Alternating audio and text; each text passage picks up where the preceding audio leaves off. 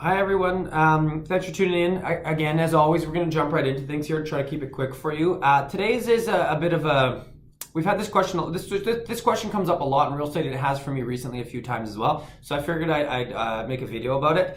This is about deposits. So whether you're the buyer or the seller, let's focus on the buyer, let's focus on the seller first. When you're selling a home, someone makes an offer on your home, they go through with everything, and then they have to submit a deposit. What happens with that deposit? First off, typically the deposit's 5% of usually the initial offer price. And so it's 5% of the offer price, let's say it's $50,000. That deposit gets held in trust with the buyer's brokerage.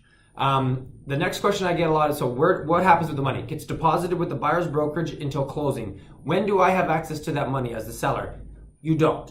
So really, that money's in place as a security blanket in case something falls through and they decide not to close, even though legally they have to, and whatever the case may be. That is there as a security blanket, but you really don't have access to that money until the home closes. So it's not like you get to use it the next day to buy your home. You don't get to do anything with it. It sits in a trust account as a security measure just in case something happens between when they legally go firm, which is subject removal and deposit, and between then and closing. So once they close, that money is not, that money then all gets used towards their mortgage and you get paid out and so on and so forth.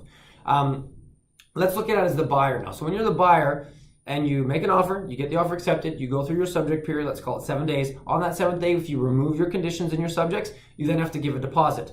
Where does that deposit go? That deposit goes into the agent you're working with, his account until closing. Does that money get used as your down payment? Yes, it is. That money is yours. It gets used towards the mortgage, gets used towards down payment. It's part of the deal for you. It's just held as a security blanket. No one can really touch it until then. And if you did try to walk away from the deal, there's a whole legal world of problems on top of that. But that deposit's there just to kind of, let's say, keep you honest or whatever the case may be. So really, that money is not accessible until closing for anyone, but it's there as a security measure just in case something does happen. You want to avoid, you want to avoid a situation where it does come up, but I just wanted to share what does happen with the deposit and why it's in place, and what you can do with it, which is nothing at the end of the day.